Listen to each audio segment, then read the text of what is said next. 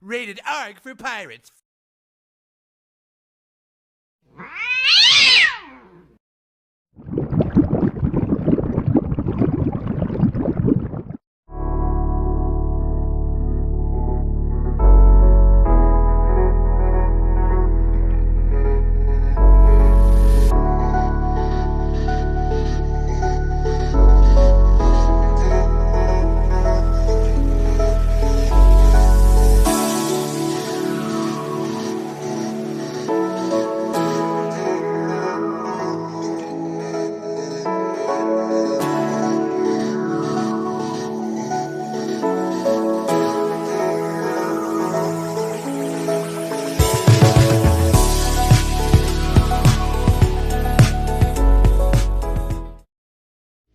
Buckle up, buttercups. There have been starships orbiting the Earth for decades now. This number has only increased in recent years. There are anywhere from 500 to 1,000 starships orbiting the planet. The Earth is basically a galactic hit TV show at this point. I wouldn't call it a sitcom, it's more like a Greek tragedy. The only difference is, actors get paid. Since you're not going to hear anything from NASA or the media prostitutes about any of this. However, amateur astronomers have been taking photographs of these ships for over 20 years now. Ham radio operators have also detected starships dropping from orbit. There are huge amounts of extraterrestrials that look enough like us to come down to the surface to do supply runs or engage in a little R&R. Actually, they look more human than humans since they're all young, strong, and healthy looking. So if you see a 6'6" blonde guy with huge biceps, and he doesn't look like he's about to puke out a lung, he's probably from out of town. Way out of town. Typically, the starships can't drop below 100 kilometers unless it's a scout ship, and only under special circumstances. It's critically important, however, that you understand that Atlas is a pure psi-op and part of the upcoming alien invasion, which the inbred subterranean Luciferian trash are currently preparing to unleash upon us. They definitely have the technology, including hard-light holograms, voice-to-skull transmission, teleportation, plasma weapons, etc., etc. I recently did a video on this very topic. Check it out if you would like to know more. The following is a condensed podcast featuring an amateur ham radio operator.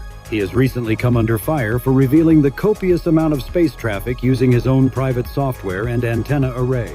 He has faced shadow banning and deletion of his account, much like many of us, including myself, especially on TikTok, which has recently been taken over by our greatest enemy, the...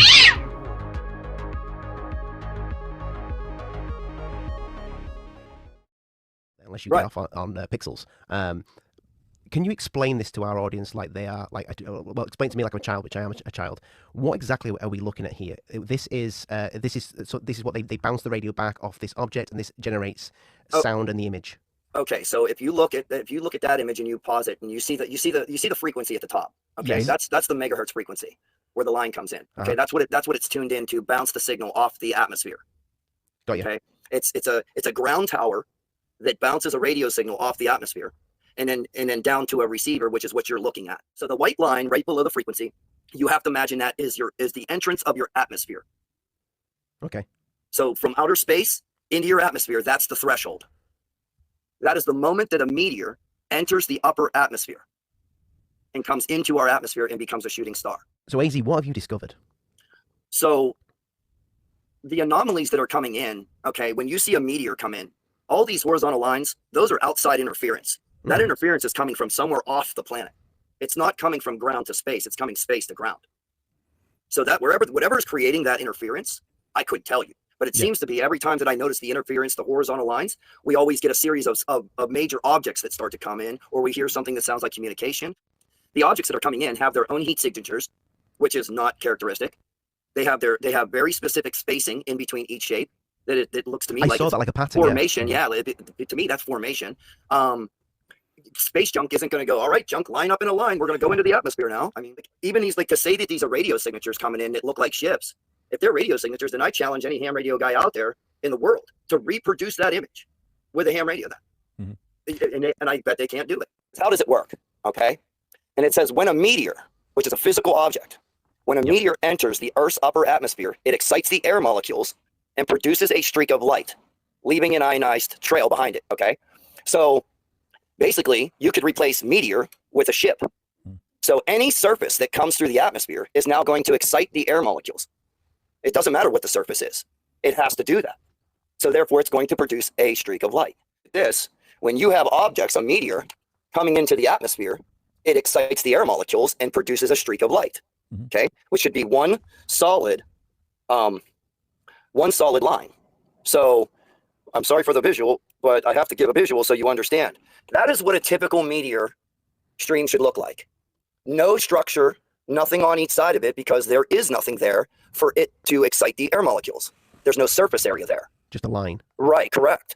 That's what a typical meteor should look like. Then when you go to something, you're going to love this. You're going to love this, because how do you go from that, okay, to that? But even that, like that fuselage part with the wings coming off it, that for all the world looks like some sort of craft. Well, you can't have perfect symmetry. Mother Nature is not going to produce perfect symmetry like this, not from an object coming from outer space. There's no way. Like I said, it says, when you read it, it says, when a meteor enters the Earth's upper atmosphere, it excites the air molecules, producing a streak of light. So that's what this object's doing. It's coming down, it's exciting the air molecules, and every surface is exciting the air molecules to produce a streak of light. It's actually the density. Right. The center of this is a lot more dense of an object. So it's holding more heat as it comes down through the atmosphere, but it's still flashing off the center of it to create the image, but it still has to show the heat signature. So this is actually 180 degrees opposite. So when the meteor comes down into the atmosphere, the front of the meteor should be red, not the rear, because when they come in, they're coming in at about 3,000 Kelvin. Whereabouts is this coming in? Okay, so when you're seeing this isn't specific to one area. This antenna array covers the entire sky. You ready? The entire sky over North America and Canada.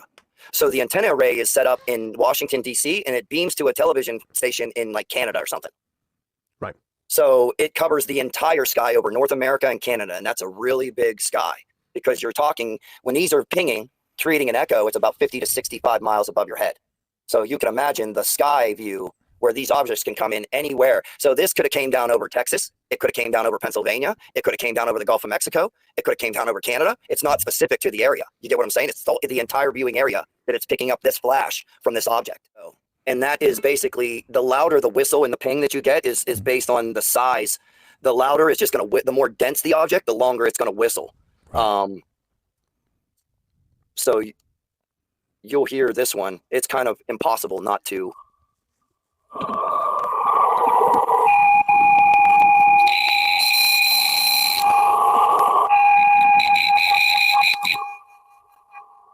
I see this. I see the symmetry on there as well. You see it? It's like here, but to see it could go like this. We don't know. These ships could be cloaking. They could be trying to cloak most of their stuff, but can't cloak this stuff. We have to remember that these are alien. If they're alien ships, they have technology far beyond what we can even comprehend, and we can't leave anything out of the realm of possibility. So this ship could very well go like this. It could go like this. We have no idea. It could come around. We have no idea. But you do see structure slightly there. Now, you see a heat source, very definitive, a break, and a heat source. That's the first ship, okay? And you hear how dense the object is. See, so we had another major craft coming. Okay, here's the second. That's a regular meteor. That's a regular chunk of meteor. Here's the other ship. Almost identical. But that's coming in behind the meteorite, all right? Yeah, correct. There's a meteor in between them. So what they'll do is, what I think they're doing is, I think they're matching the speed, and they're coming in alongside the meteors to hide their signature as they enter the atmosphere. So what the ships are doing is they're matching the speed, or they're following the same flight pattern to limit their image. That's smart, a thought, an idea. I don't know. If I was an alien race, I would do it. Alien movie we watch, it's always the simple technology that spots the alien, remember? Oh, yeah. It's always the simple thing. So if you look at this ship, look how this is. My camera here, hold on a second. So you have perfect symmetry here. It comes down, goes straight across, goes straight up, comes down, goes up, goes all the way up the tail, comes back down, up, over, straight down, and back around. You mean to tell me that's a radio signature? So AZ, how much traffic is there out there that's coming in on a daily basis, do you reckon? Well, I mean, honestly, it's hard to say. The planet's big. They could be coming in from Antarctica. They could be coming in anywhere they want to. That you're looking at. At this area? Jeez. Yeah. I'm going to guess probably, I want to say 200-300 a week. Ships can go anywhere from our flying saucers to the size of an entire continent. I mean, if you haven't heard, there's a guy, he's saying there's a UFO that is so big that it can't be moved. That's Ross Coulthard, yeah? Yes. And he's like, so if you think about that, imagine what could be coming into our planet. Ross, lately. Right? So here's another one of them objects. Still more coming in. I told you they were going to increase. Totally different object. Totally different object. Totally different structure, totally different object. Same with this. Yeah. Totally different. Has structure out here. Heat source, identical. You're not going to get this from Mother Nature. Mother Nature will never ever produce something like this naturally. It's impossible. That'd be the most miraculous thing Mother Nature ever did, besides the meteor that came in a straight line for an hour and 15 minutes the other night. Constantly came through for an hour and 15 minutes. Yep, nonstop. Was it a constant line, or did it break up or anything?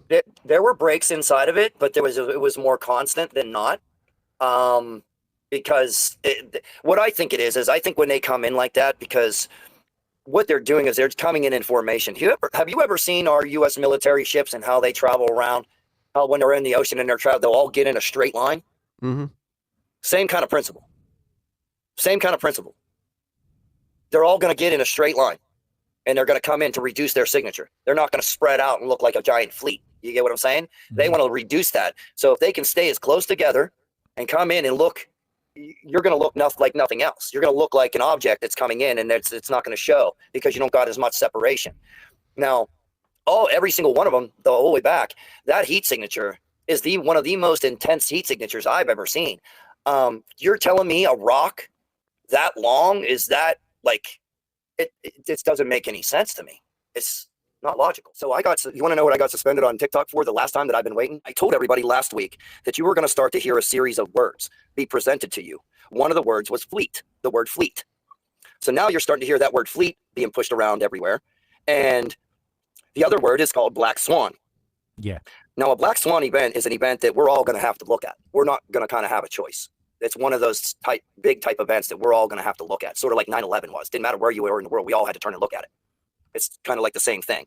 So this image right here got leaked out somewhere. Whoa. And I couldn't source it. It kind of looks like if you turn one of them upside down, it looks like what's coming through. It looks like, I mean, you can see. Nothing like we've ever seen, huh? Okay, now I couldn't source this. I tried to. It didn't come from NASA. It didn't come from anywhere that I could see. So I told everybody, hey, don't jump on this. Wait. I can't source it, so don't go running with this and go, oh, this is coming, okay? So later on, I get sent a video about a giant observatory that's one of our biggest here on Earth. It has the biggest mirror, and supposedly it's looking the same direction that 3i Atlas came from. And it's seeing all these objects start to appear by the hundreds, which they think would be this. And this is what they suspended me for, because they suspended the live when I started to show this and explain it. I appealed it. They suspended it. I filed an appeal, won the appeal, started to re-explain it, and they suspended me again in 15 minutes for 7 days for misinformation. So that's why I got suspended this last time, and what I've been waiting to come under suspension for was because I started to talk about this. Whenever I hear misinformation and anybody gets taken down right away, we should know that's the truth, because we know they're trying to hide everything from us. What else have you had thrown your way since you've been looking into this stuff? Basically, it's just the onslaught of people just trying to discredit the information. My technology, it personally is being messed with. There's so many different things. Like, I started showing a series of videos about 8 months ago about human behavior. And during a live stream, somebody shot at my door. What? Yeah, shot at my door. Everybody on the live stream heard it. And then I usually eat once a day, and I eat the same place every day, and I was eating the same place. And then all of a sudden I got chemically poisoned, apparently. And I threw up a chemical for like 30 minutes, which was like the most sour thing I've ever tasted. I threw that up for like 30 minutes, no food poisoning, no nothing, just this chemical. It coagulated in the toilet like a clear jelly liquid. So I think they tried to poison me, and they also put me in a name smear campaign, which I don't even really want to bring up because it's the most horrible way you could smear somebody's name. See, if the whole alien thing is something that's going on, then they'll probably do anything to fucking cover that up. Well, why? Okay, so with this site, when I start posting these videos on here, why would the guy go and pull these down 13s later and put up a bunch of videos with all these crazy anomalies That to me is to distort what I'm saying is ships. So that's one thing that happened. Why would TikTok suspend my account even to begin with in the first place if it wasn't significant? That's really weird. It's really weird that they did that. Right? That's where you screwed up. And where they screwed up big time now is they suspended the account. I was already suspended on that account for misinformation when this went viral, and I don't know how that happened. But they had me suspended on that account for misinformation. I posted the videos. It went viral. They banned me. That was where they screwed up. They banned me after the videos went viral. From that point, because this deception, this classified, I'm so sick and tired of hearing government officials can handle these things, and tell us what we can't. What makes that human so special that he can handle hearing stuff like that, but the public can't? Stop deceiving humanity. It's time to grow as a more intelligent species here, and we're doing nothing but letting other humans try to dictate the decisions and the outcome of our lives through deception, lies, deceit, whatever else we want to call it. And this is where we as a world population need to say enough is enough. We need to know the truth, or we're not going to even deal with you anymore. Like, this is like, we want to know about portals. We want to know about time travel. We want to know about it all. Tell us. We got enough information out there that we're all ready for it. I mean, come on at this point. You can get on the internet, search anything you want. There ain't nothing you're going to tell us at this point, I think, that would actually shock us